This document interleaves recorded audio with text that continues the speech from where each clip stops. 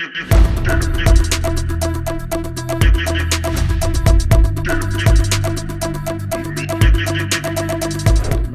ஒன்று பண்ணால் போதும். ஓகே, ஒன்றும் இல்லைப்பா. அது வந்து நம்ம இவ்வளோ வேலையை முடிச்சுட்டு போகும்போது வெயிலில் இருக்கோம். சிகப்பாரப்புங்களுக்கு தான் பிரச்சனை, கருத்துருவாங்க. எனக்கு என்ன பிரச்சனை? என்னுடைய கருப்பு தான் நம்மளுக்கு அழகு. எனக்கு ரொம்ப டென்ஷன் ஆகும்போது என்ன பண்ணுவேன்னா, வேர்த்து கொட்டுற அளவுக்கு டான்ஸ் ஆடுவேன் சார், எக்ஸசைஸ் பண்ணுவேன், யோகா பண்ணுவேன் சார். எப்போ வந்து நம்மளுக்கு மைண்டு ஸ்பீடாக வந்துருங்க சார். நீ சும்மா உட்காந்துட்டு செல் பார்த்துக்கிட்டு உன் பாடியை நீ ரிலாக்ஸாக விடும்போது உனக்கு இது ஸ்பீட் ஆகிடும். அப்போது சின்ன விஷயத்து கூட பெருசாக தெரியும் உனக்கு. அப்புறம் லைஃப்பில் நம்ம ஏதோ ஒரு பயத்திலே வாழ்ந்துட்டு இருக்கோம். நீ பாடியை ஸ்பீட் பண்ணிட்டேன்னு வச்சுக்க, மைண்டு காம் ஆகிடும். 2 கால் கட்டவரில் கட்டிடுவாங்க. ஒரே ஒரு ரூபா தான். இருக்கிற வரைக்கும் சந்தோஷமாக இருந்துட்டு நம்மளும் வாழ்ந்துட்டு மற்றவங்களையும் வாழ வச்சுட்டு போயிடணும். ஹலோ மாஸ்டர், வணக்கம். நீங்கள் போகும் இடம் எல்லாம் நானும் வருவேன் போல அப்படியே பின்தொடர்ந்துட்டே வரேன். பட் இந்த இன்டர்வியூ கொஞ்சம் ஸ்பெஷலாக இருக்க போகுது. ஏன்னா எல்லாத்துக்குமே ஒரு துவக்கம் இருக்கணும்ல. அது வந்து நல்லவங்க கிட்ட இருந்து ஒரு துவக்கம் வந்தால் நல்லா இருக்கும்னு நினைக்கிறோம். ஸோ மிஸ்டர் லாரன்ஸ் கிட்ட இருந்து மிஸ்டர் கலாட்டா சேனலுக்கு ஒரு முதல் வீடியோ வரதுல ரொம்ப சந்தோஷமா இருக்கு. ஸோ மாஸ்டர் 2 மாஸ்டரும் ஒரே நேரத்தில் இருக்கீங்க. ஸோ இவ்வளோ ஒரு பாட்ஷா படத்தோட டைலாக் சொல்லுவார்ல உங்க தம்பி வந்து, உங்களுக்கு கோவமே வராதேன்னு. அது மாதிரி உங்களுக்கு டயர்டே ஆகாதா? எல்லா ஊருக்கும் போறீங்க, எல்லாம் பண்றீங்க, சாப்பிட்றீங்க, திரும்ப வந்து அழகா திரும்ப ஒர்க் அவுட் பண்ணிடுங்க, உங்களுக்கு டயர்டே ஆகாதா?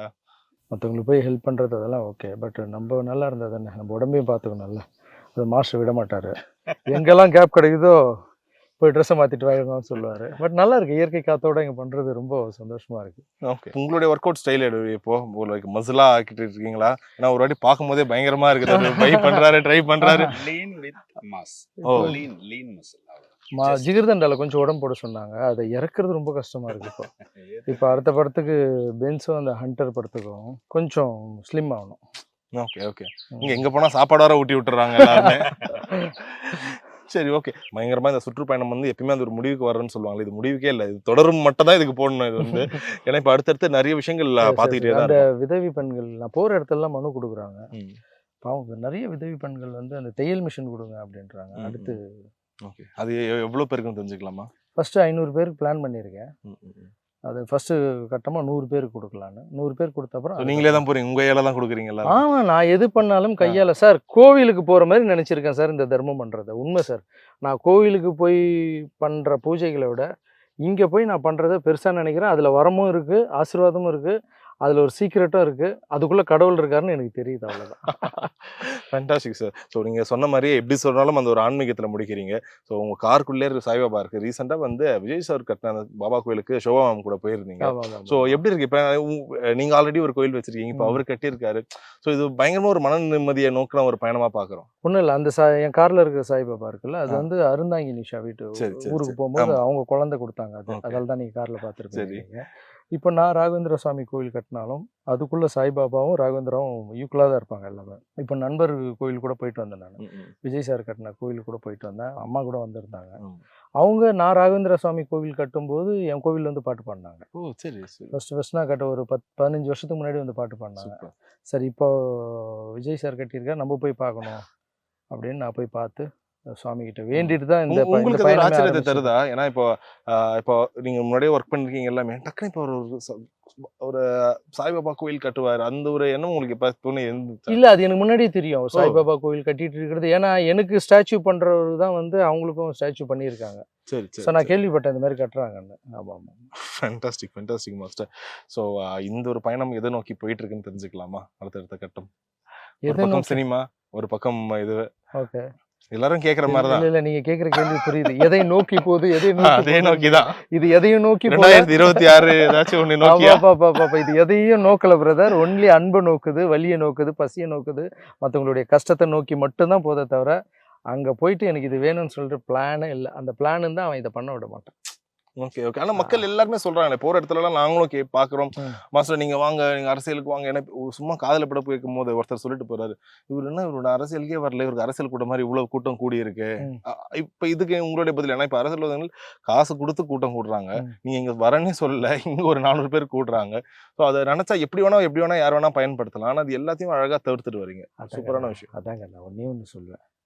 இவ்வளோ கூட்டம், எங்கே போனாலும் மதர் தெரேசான்னு சொல்கிறது, கருப்பு எம்ஜிஆர்னு சொல்கிறது, அப்புறம் வாழும் கடவுள்னு சொல்கிறது, இதெல்லாம் மக்கள் கொடுக்குற அன்பு. எல்லாத்தையும் எடுத்து இங்கே வச்சுக்கணும்.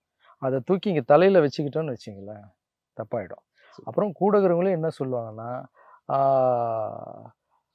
வருங்கால அரசியல்னு சொல்லுவாங்க. அதெல்லாம் கேட்கணுமே தவிர கேட்டுட்டு விட்டுடணும். சரி புரியுதுங்களா? அதை நம்ம மைண்டில் ஏற்றிக்கிட்டு அதை நம்ம பண்ணணும்னு நினச்சோன்னு வச்சுங்களேன், அது சரிப்பட அம்மாவுக்கும் பிடிக்காது. ஓகே. எங்கள் அம்மாவுக்கு ஆனால் அரசியல் போகிறதோ அது பண்ணுறதோ இதெல்லாம் இதுன்னா எங்கள் அம்மாவுக்கு பர்மிஷன் என்ன வேணால் பண்ண சொல்லுவாங்க. சூப்பர் சூப்பர் அது சூப்பர். வரை இல்லாமல் அரசியலுக்குள்ளே நம்ம போகிறோம்னு வச்சுங்களேன், அந்த இடத்துக்கு நம்ம போகல. ஒரு சேரில் போய் உட்காரும்போது அங்கே என்ன வலி இருக்குது, அங்கே என்ன பிரச்சனை இருக்குது, அவங்க என்ன இவ்வளோ கஷ்டப்படுறாங்க, நம்ம இங்கேருந்தே குறை சொல்லிக்கிட்டு இருக்கிறது இல்லை. நிச்சயமா. நான் நெகட்டிவாக பேசுகிறதே இல்லை சார். அரசியலை தூக்கி அப்படி பக்கத்தில் வச்சுருவோம். என்னால் என்னத்தை மாற்றத்தை கொண்டு வர முடியும், நான் படிக்க வச்ச ஸ்டூடெண்ட்ஸால் என்ன பண்ண முடியும், என் கூட இருக்கிற என்னுடைய ரசிகர்களால் நான் என்ன பண்ண முடியும், என் கூட சேர்ற மக்களாக வச்சுக்கிட்டு என்னால் எவ்வளோ முடியுன்றதை நான் ட்ரை பண்ணுறேன். ஸோ இப்போ இவ்வளோ இடத்துக்கு போறீங்க, இப்போ அடுத்து தொடர்ந்து ஒரு 2-3 படம் நடிக்கிறீங்க. இப்போ உங்களோட பர்சனல் ஹெல்த் இருக்குல்ல, இப்போ எல்லா ஆண்களும் அதான் நினைப்பாங்க, எல்லா இடத்துக்கும் போறாரு எல்லாம் பண்றாரு, ஆனால் சினிமா படம் வரும்போது டக்குன்னு பயங்கர பார்ஷா சூப்பராக ஆயிடுறாரு. ஸோ நீங்க எப்படி மெயின்டைன் பண்ணுவீங்க அந்த அப்பியரன்ஸ்? உங்களோட ஸ்டைல் என்ன? நீங்க இவ்வளோ கலைப்பா எல்லாம் முடிச்சு இப்போ சென்னை போறீங்கன்னு வைங்க, என்ன பண்ணுவீங்க டக்குன்னு அதுல இருந்து ஒரு ரியாப் பண்ணலாம்? மெடிடேஷன் ஒன்று பண்ணால் போதும். ஓகே. ஒன்றும் இல்லைப்பா, அது வந்து நம்ம இவ்வளோ வேலையை முடிச்சுட்டு போகும்போது வெயிலில் இருக்கோம், சிகப்பார்ப்புங்களுக்கு தான் பிரச்சனை, கருத்துருவாங்க. எனக்கு என்ன பிரச்சனை, என்னுடைய கருப்பு தான் நம்மளுக்கு அழகு. நம்மளுக்கு வந்து அதெல்லாம் நான் பார்க்க மாட்டேன். ரொம்ப மெயின்டைன் பண்ணணும், ஸ்கின் டாக்டர் கிட்ட போகணும், இதை பண்ணணும் அதை பண்ணணும் அப்படிலாம் இல்லை. நம்ம எப்படி இருந்தாலும் பார்ப்பாங்கன்ற ஒரு இந்த நம்பிக்கை. வெளியில போனோன்னு இந்த சன்ஸ்கிரீன், மாய்ஸ்சரைசர் அதெல்லாம் நான் இது வரைக்கும் போடவே மாட்டேன், எதுவுமே போட மாட்டேன், யூஸ் பண்ண மாட்டேன். நான் போட மாட்டேன், எந்த ஒரு க்ரீமும் ஃபேஸுக்கு போட மாட்டேன் நான். Okay okay. ஆமாம் ஆமாம் ஆமாம். சரி மாஸ்டர், இப்போ சினிமான்னு வரும்போது நிறைய ஆக்டர்ஸ் கஷ்டப்பட்டு உடம்புலாம் எடுத்து 6 பேக்லாம் வைப்பாங்க. டக்குன்னு பார்த்துடல, என்ன இவருக்கு காசு அதிகமாகுது, ஏதாச்சும் பவுடர் இன்ஜெக்ஷன்லாம் போட்டுருவாங்க, வெளியில டக்குன்னு ஈஸியா சொல்லிட்டு போவாங்க. ஆனா அது உண்மையில அது எவ்வளவு கஷ்டம் அதை மெயின்டைன் பண்றது உடம்பு. நான் எந்த இதுவும் யூஸ் பண்ண மாட்டேன். எனக்கு வந்து ஃபுட்லேயே வந்து ரொம்ப வந்து மாஸ்டர் கொஞ்சம் கொஞ்சமா சாப்பிடுவாரு. ஓகே. டயட் ஸ்ட்ரிக்டா பண்ணணும்னு நினைக்க மாட்டாரு, அளவா சாப்பிடுவாரு, எக்ஸசைஸ் ரெகுலரா பண்ணுவாரு, கார்டியோ ரெகுலரா பண்ணுவாரு. அவருக்கு தேவையானது 6 பேக்கை விட ஜஸ்ட் லீன் பாடி, ஒரு டோன் அப், அவ்வளவுதான் அவர் எதிர்பார்ப்பாரு. ப்ளஸ் நான் ஃபுட்லேயே ஸ்பைசி சேர்த்துக்க மாட்டேன், ரொம்ப புளிப்பு எடுத்துக்க மாட்டேன், ஆயில் ஆயில் எடுக்க மாட்டேன். ஸோ ரொம்ப கண்ட்ரோலாக இருப்பேன் நான்.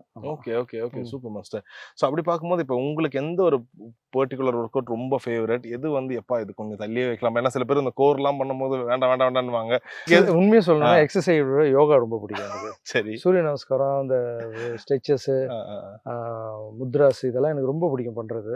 பட் எக்ஸசைஸ் படத்துக்காக தேவையில்ல. அந்த மசில்ஸ் மாஸ்டர் கிட்ட கூப்பிட்டு சொல்லுவேன், இந்த மொட்டை சிவா கிட்ட சிவா பண்ணும்போது அவ்வளோ நான் குண்டு இல்லை, ஷேப்லாம் இல்லை, எக்ஸசைஸ்னா என்னன்னு தெரியாது. சரி சரி. இந்த காஞ்சனாலாம் பார்த்துருப்பீங்க, ஆமா, ஆமா, மொட்டை சிவா கிட்ட சிவா போலீஸ் கேரக்டர்னோடனே இவரை தான் கூப்பிட்டேன். எதுக்கு உடம்புனா இவர் வந்து கூப்பிட்டுருவோம் சிவா மாஸ்டர்.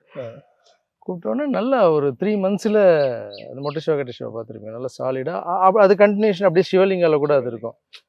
ஸோ அதுக்கப்புறம் யாருமே அந்த உடம்பை பற்றி அதெல்லாம் இல்லை. ஜிகிர் தண்டால நல்லா கொஞ்சம் தொப்பெல்லாம் வச்சு அப்படி கண்ணெல்லாம் அப்படி கேட்டாங்க, அப்படி பண்ணியாச்சு. இப்போ அடுத்த படத்துக்கு கூட உங்களோட ட்ரை பை வந்து அட்வான்டேஜ், ட்ரைசெப்ஸ் பைசெப்ஸ் வந்து நல்லா தெரியுது. அது கூட ஃபேட் ஏத்துனீங்க, ஆனா அந்த ட்ரைசெப்ஸ் பைசெப்ஸ் எல்லாரும் பார்க்கறாங்க. இப்போ மாஸ்டர் பண்ணும்போது கூட இந்த ஒரு பை பண்ணும்போது பை அண்ட் ட்ரை வந்து பயங்கரமா இது இருக்கும். அது டான்சஸ்க்கு யூசுவலாவே அது பயங்கர ஃபிளெக்சிபிளா, உடம்பு கை கால் பயங்கர பவர்னுவாங்க. ஃப்ளெக்சிபிலிட்டி இருக்கும்ல, எனர்ஜி வேறு இருக்கும்.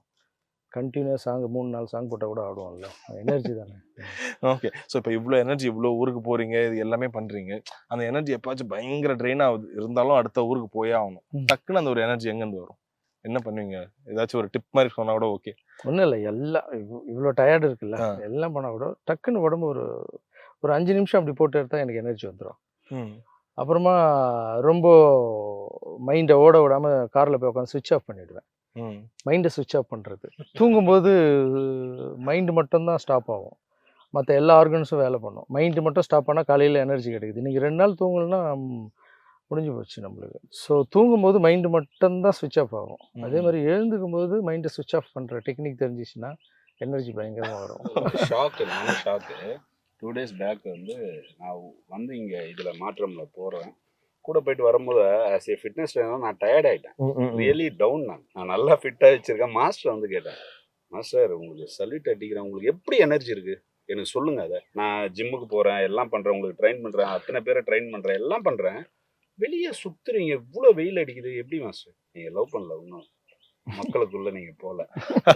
அதுதான் இதில் மாஸ்டர் சாப்பிடல, சரியாக டைமுக்கு சாப்பிட முடியல, ரெஸ்ட் இல்லை, தூக்கம் இல்லை, எதுவுமே இல்லை எனக்கு. அப்புறம் நான் சொல்லிட்டேன், இல்லை மாஸ்டர், ஃபிட்னஸ் ட்ரைனர் யாராக இருந்தாலும் நான் சொல்கிறேன், உங்களை மாதிரி வெளியே வளர்த்தணும். ஏன்னா நாங்களாம் ரெஸ்ட் எடுத்து உடம்பு ஏத்துறது இந்த பழக்கம் தான் எங்களுக்கு இருக்கு. இவர மாதிரிலாம் ஐயோ ஷாக் ஆயிட்டேன் மாஸ்டர். அப்புறம் தான் நான் யோகா ஒன்று சொல்லி கொடுத்தேன். ஓகே, நீங்க அவருக்கு ஒன்று பதில் ஆமா, யோகா ஒன்று அது பண்ணுங்க. நீங்க சொன்னீங்களா, அது ஒன்று பண்ணு. எனக்கு என்ன ஆச்சு, எனக்கு கூட ஒரு குரு சொல்லி கொடுத்தாரு. எப்பெல்லாம் வந்து ஒரு பாடி டயர்ட் ஆகுதோ இதுவாகுதோ அப்போ வந்து இந்த ஆசனாஸ் பண்ணுங்க. அது பண்ணா உங்களுக்கு ஒரு எனர்ஜி கிடைக்கும், ப்ளஸ் நல்லா இருக்கும். பண்ணுங்க. ஏதாச்சும் பசங்களுக்கு பாக்குற பசங்களுக்கு அது யூஸ் ஆகும் சொல்றேன். இது ரொம்ப பிடிச்சது. மாஸ்டர் வந்து இன்னும் சொல்லி கொடுங்க. எங்க போனாலும் திரும்பி பார்த்தாலும் ரோட்ல கூட உட்கார்ந்துறாரு. ரோட்லயுமா? ஆமா, உட்கார்ந்துறாரா? பேக் ஸ்டிஃப் ஆயிட்டே இருந்தது. பாடி அவருக்கு ஸ்டிஃப் ஆச்சு. கார்ல டிராவல் பண்றல மாஸ்டர் கூட இவர் சாலிடா உட்கார்ந்தாரு. எனக்கு பிடிச்சிக்கிச்சு. வந்து மாஸ்டர் என்னன்னு தெரியல, ஒரு சைடு பிடிச்சிக்கிச்சு. நான் சொல்றேன் நீங்க பண்ணுங்க. என்ன மாஸ்டர் பண்ண சொல்லுங்க அப்படின்னு. சரின்னு சொல்லிட்டு இப்படி வச்சாரு காலை. இப்படி வச்சுட்டு இப்படி பிடிச்சிட்டு இப்படி உட்கார சொன்னார். டோ தூக்குங்க. அது அவ்வளவுதான். இது வந்து எனக்கு இப்போ பயங்கர பிராக்டிஸ் ஆயிடுச்சு. இது என்ன பண்றேன், ஏதோ ஒரு பேக் டைட் ஆயிடுச்சுன்னா டக்குன்னு ரோட்ல நான் பாக்குறதில்ல, டக்குன்னு போயிட்டு இப்படி பிடிச்சிட்டு இப்படி உட்கார்ந்தா எப்படி இருக்கும் திடீர்னு? நான் ஒரு இடத்துக்கு போயிட்டு வரேன், மாஸ்டர் இப்படி உட்கார்ந்து என்ன கஷ்டப்படுறாரா அது மாதிரி உட்கார்ந்துட்டேன். ரிலீஃப் ஆயிடுதுங்க. அட்டன் டைம் ரிலீஃப்ங்க. சான்ஸே இல்ல. வைத்தியமாயிட்டேன் இப்போ அதுல. மாஸ்டர் உங்ககிட்ட நிறைய டிப்ஸ் கிடைச்சிட்டே இருக்கும் போல. இப்போ இது மிஸ்டர் கலாட்டா பசங்களுக்கு ஒரு 2 விஷயம் உங்க சைட்ல இருந்து வந்தா ரொம்ப நல்லா இருக்கணும். ஒண்ணு வந்து சோசியல் மீடியா வந்ததுல இருந்து எதுக்கு எடுத்தாலும் ரொம்ப ஸ்ட்ரெஸ்ஸா இருக்குது. வாழ்க்கையே ஸ்ட்ரெஸ் இந்த வார்த்தை வச்சுதான் பயங்கரமா போயிட்டு இருக்கு. நீங்க என்ன சொல்றீங்க? ஏன்னா இப்ப அவங்க எதிராச்சும் ஒரு நோக்கம் நோக்கி போடுறதா இருக்கும், ஒரு குறிக்கோள்ல எல்லாத்தையும் தாண்டி எல்லாத்துலயும் ரொம்ப ஈஸியா விரக்தி அடைஞ்சிடறாங்க, ரொம்ப ஈஸியா டவுன் ஆயிடுறாங்க. ஸோ இந்த ஸ்ட்ரெஸ்ல இருந்து எப்படி மாத்திடலாம் சார்? ஃபர்ஸ்ட் என்ன தெரியுமா சார், நான் அட்வைஸ்லாம் சொல்ற மாதிரி இல்லை. எனக்கு ரொம்ப டென்ஷன் ஆகும்போது என்ன பண்ணுவேன்னா, வேர்த்து கொட்டுற அளவுக்கு டான்ஸ் ஆடுவேன் சார், எக்ஸசைஸ் பண்ணுவேன், யோகா பண்ணுவேன் சார். எப்போ வந்து நம்மளுக்கு மைண்டு ஸ்பீடாகும் தெரியுமா சார்? நீ சும்மா உட்காந்துட்டு செல் பார்த்துக்கிட்டு உன் பாடியை நீ ரிலாக்ஸா விடும்போது உனக்கு இது ஸ்பீட் ஆயிடும். அப்போ சின்ன விஷயத்துக்கு கூட பெருசா தெரியும் உனக்கு. அப்புறம் லைஃப்ல நம்ம ஏதோ ஒரு பயத்திலே வாழ்ந்துட்டு இருப்போம். நீ பாடியை ஸ்பீட் பண்ணிட்டேன்னு வச்சுக்க, மைண்டு காம் ஆயிடும். ஸோ பாடியை ஸ்பீட் பண்ணி பிளட் சர்க்குலேஷன் அதிகமாக இருந்து செல்ஃபோனை தூக்கி போட்டு ஃபுட்பாலில் உனக்கு பிடிச்ச கேமும் ஸ்வெட் வரணும் சார், தினமும் டவல் நினைக்கணும் சார். அது இருந்தால் எல்லா டென்ஷனும் நம்மளுக்கு போயிடும். பாடி ஃபிட்னஸ் வெரி இம்பார்ட்டன்ட். அதுக்கு சூப்பர். ஒரு பக்கம் இந்த ஸ்ட்ரெஸ், இன்னொரு பக்கம் நீங்க என்னதான் பயங்கர டான்சர் அந்த ஆக்ஷன்லாம் பண்ணாலும் உங்களுக்குள்ள இருக்க அந்த ரொமான்ஸ் சென்ஸ் வந்து யாராலையும் மறுக்க முடியாது. பசங்க நிறைய வந்து இந்த ஒரு காதல் தோல்வியா இருக்கட்டும் இந்த இதுல உள்ள போய் மாட்டிக்கிறாங்க. அதுல இருந்து வெளியே கொண்டு வரதுக்கு ஏதாச்சும் ஒரு டிப்ஸ் சொல்லுங்க. இல்ல நம்மளே காதல் தோல்வியில மாட்டிக்கலாம். இதுலதான் டிப்ஸ்லாம் சொல்லுங்க. நீங்க எப்படி வெளியே வந்தீங்க? இல்ல இதெல்லாம் டிப்ஸ். லட்சியம் ஒண்ணு இருந்தா எல்லாத்துல இருந்து வெளியே வந்தா. இப்போ நீங்க லவ்னா லவ் மட்டும்தான் கிடைக்கும். பணம்னா பணம் மட்டும்தான் கிடைக்கும் உனக்கு. புகழ்னா நீ தான் உன்னை புகழ் பேசிக்கணும் தவிர வெளியே இருக்க யாரும் பேச மாட்டாங்க. ஸோ இது மூணுத்தையும் விட்டுட்டு உன் வேலையில கான்சென்ட்ரேட் பண்ணி நீ ஒரு கோல் செலக்ட் பண்ணி போனீங்கன்னா மூணும் தானே உன் பின்னாடி வரும். அவ்வளவுதான். Right. First end of the day எல்லாருமே சொல்லுவாங்களே, என்ன உழைச்சாலும் அந்த ஒரு பணம் சம்பாதிக்கிறது தானப்பா, அந்த ஒரு பணம் மட்டும் இருந்துட்டா வாழ்க்கையில போதுமா? இந்த கேள்விக்கு உங்களோட பணம் இருந்தா உங்களுக்கு நிம்மதி இருக்காது. அப்படி பார்த்தா நிறைய பேர் சுகர் வராது, நிறைய பேருக்கு பிபி வராது.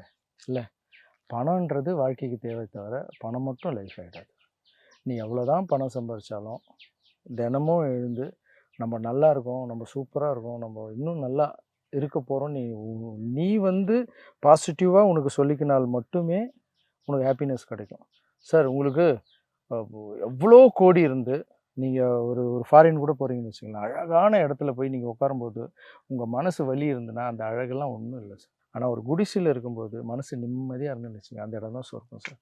நீ சொர்க்கத்துக்கே போய் கூட உன் மைண்டு சுற்றிட்டு இருந்துன்னு வச்சுங்க, அது சொர்க்கமே இல்லை சார். எல்லாத்தையும் ஃப்ரீயாக வேணும் சார், எதையும் எடுத்துகிட்டு போக போகிறது இல்லை சார். 2 கால் கட்ட விரல கட்டிடுவாங்க, ஒரே ஒரு ரூபா தான். இருக்கிற வரைக்கும் சந்தோஷமா இருந்துட்டு நம்மளும் வாழ்ந்துட்டு மற்றவங்களையும் வாழ வச்சுட்டு போயிடணும்.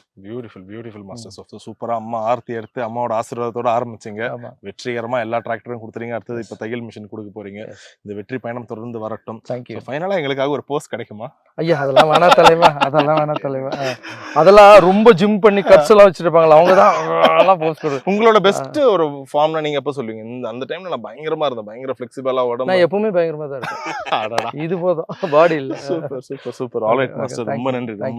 Thank you so much. எங்க கூட டிராவல் பண்ணி கேமராமேன் தம்பிகளுக்கு எல்லாருக்கும் என்னுடைய நன்றி தெரிவிச்சுக்கிறேன். இவ்வளோ வெயில்ல அதுவும் பார்த்துட்டு முகம் சுழிக்காம எல்லாம் உங்க முகத்துலையும் தெரியுது அந்த சந்தோஷம் எல்லார் முகத்துலையும். எஸ், நம்மளும் இந்த மாற்றத்துல நம்மளும் ஒரு ஹெல்ப்பா இருக்கணும், உங்க ஃபேஸ்லயும் உங்க வார்த்தைகளையும் தெரியுது. Thank you so much. கண்டிப்பா ஒரு பெரிய மாற்றம். கலாட்டா வந்து புதுசா அது என்ன பேர் சொன்னீங்க? மிஸ்டர் கலாட்டா. மிஸ்டர் கலாட்டான்ற ஒரு புது சேனல்ல ஒன்று ஆரம்பிக்கிறாங்க. ஸோ அந்த சேனல் வந்து எப்படி கலாட்டா வந்து இவ்வளோ ஃபேமஸ் ஆகி எல்லாரும் இவ்வளோ மக்கள் பார்க்குறாங்களோ அதே மாதிரி புதுசாக ஆரம்பிக்கிற இந்த சேனலும் மிகப்பெரிய வெற்றி அடையணும்னு நான் வணங்குற ராகவேந்திர சாமி வேண்டிக்கிறேன். தேங்க்யூ கலாட்டா.